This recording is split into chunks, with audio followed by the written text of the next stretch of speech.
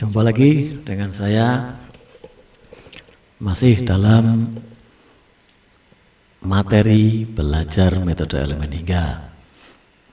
Kali ini kita akan melanjutkan materi kita, yaitu tentang penggabungan matrik kekakuan elemen balok.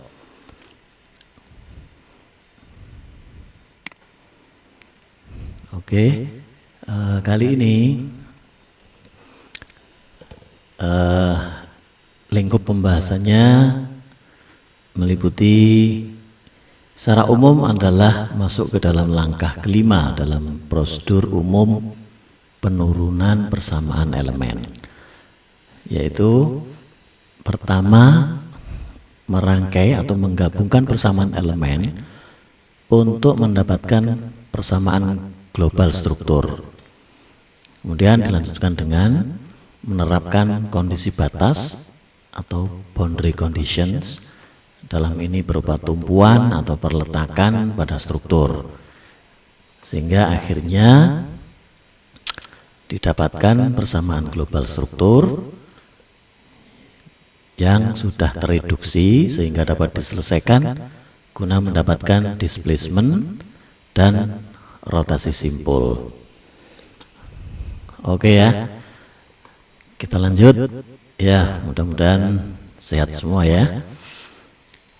Oke, ini kita mengingat kembali pelajaran yang lalu bahwa kita sudah mendapatkan matrik kekakuan untuk elemen beam atau elemen balok lentur atau beam bending, yaitu berupa matrik kekakuannya ini berupa 4x4 sebagai fungsi dari EI dan L pangkat 3. Oke, kita akan memakai matrik kekakuan ini untuk mengassembly atau menggabungkan menjadi matrik kekakuan global untuk struktur yang kita tinjau.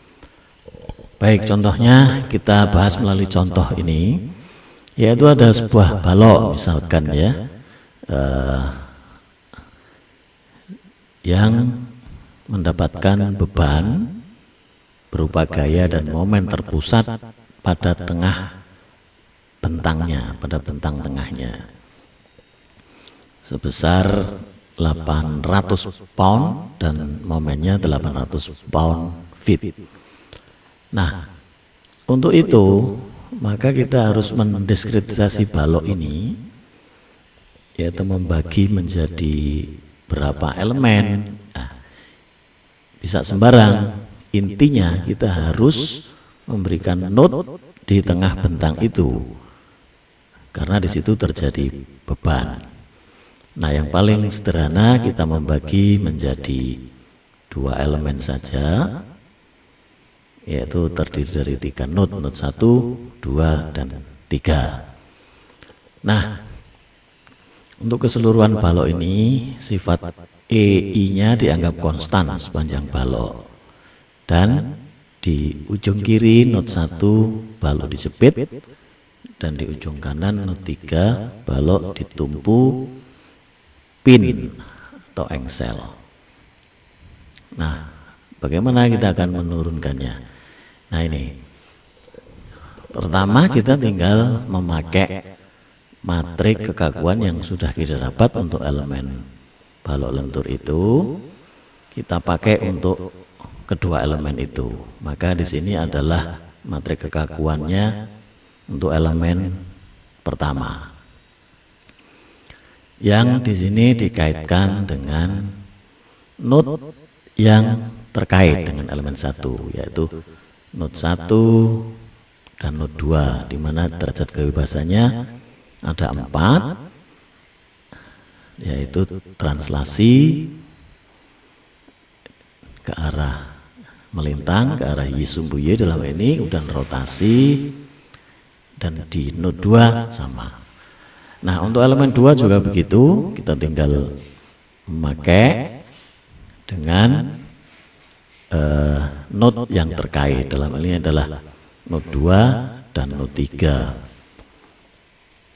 Nah ya, ini jadi simbol di atas matriks ini masing-masing sesuai dengan degree of freedom yang terkait dengan elemen tersebut. Nah, dalam kasus di sini, kalau kita lihat gambar struktur kita tadi, bahwa sumbu X lokal itu berhimpit dengan sumbu X global. Dengan kata lain, struktur balok tadi dalam kondisi horizontal. Sehingga kalau kita ingat simbol lokal dan global di pelajaran-pelajaran yang lalu, di sini maka simbol topinya bisa kita hilangkan ini, karena kondisi yang ini berhimpitnya sumbu lokal dan global untuk menyederhanakan simbol. Maka dengan metode kekakuan langsung kita dapat melakukan penggabungan matrik kekakuan elemen ini untuk dua elemen ini, sehingga nanti didapatkan matrik kekakuan total struktur, yaitu sebagai berikut. Nah, tentu kita ingat penggabungannya sesuai dengan yang sudah kita pelajari, sama dengan misal kasus yang plane truss structure yang lalu. Nah, ini ya, sehingga di sini secara total kita dapatkan matrik kekakuan 6 kali 6, di mana di dalamnya terdapat 6 DOF yang terkait.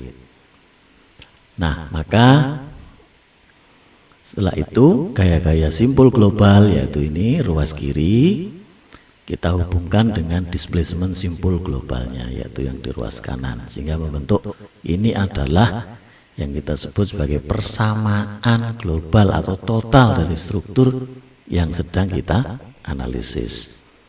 Nah, setelah dapat ini, berikutnya yaitu kita terapkan kondisi batas atau boundary conditions untuk struktur kita. Tentu dalam hal ini berbentuk tumpuan atau perletakan pada struktur. Yaitu kalau kita lihat di kiri di node 1 adalah jepit, dan di node kanan di node 3 adalah engsel, maka kondisi batasnya V-nya di node 1 adalah 0, D1Y-nya juga 0, lalu di D3Y-nya 0. Maka dengan menerapkan kondisi batas ini, maka baris dan kolom yang bersesuaian, yaitu baris dan kolom 1, 2, dan 5 pada matrik kekakuan struktur yang sudah kita peroleh, yaitu ini, dalam hal ini dapat kita reduksi atau hilangkan, sehingga didapatkan persamaan akhir dari struktur balok tersebut sebagai berikut ini. Nah, sehingga kita mendapatkan bentuk persamaan global akhir, yaitu berbentuk persamaan dengan persamaan simultan aljabar linier dengan 3 persamaan ya. Jadi terdapat 3 persamaan, makanya ini ordenya 3 kali 3 matrik yang sebagai matrik kekakuan akhirnya ini, dengan 3 unknown variables atau 3 variabel yang belum diketahui. Sehingga maka kalau ada 3 variabel yang tidak diketahui dan tersedia 3 persamaan, maka persamaan ini dapat diselesaikan. Nah, lalu kita masukkan hal yang diketahui, yaitu untuk di ruas kiri berupa gaya-gaya global, dalam hal ini adalah F2Y sama dengan minus 800, kemudian M2 800 serta M3-nya 0. Sehingga dengan ini tersisa variabel yang tidak diketahui ini, yaitu displacement simpul 2 dan rotasi simpul 2 dan 3. Nah, sampai di sini bisa kita selesaikan. Nah, coba kalian selesaikan di rumah. Misal digunakan dengan metode Cramer. Nah, ini cocok untuk persamaan aljabar linier orde kecil, misalkan orde 3x3 ini dapat cukup mudah dilakukan untuk solusi manual atau hand calculation-nya. Baik, sementara sampai di sini materi kita kali ini. Selamat belajar. Terima kasih.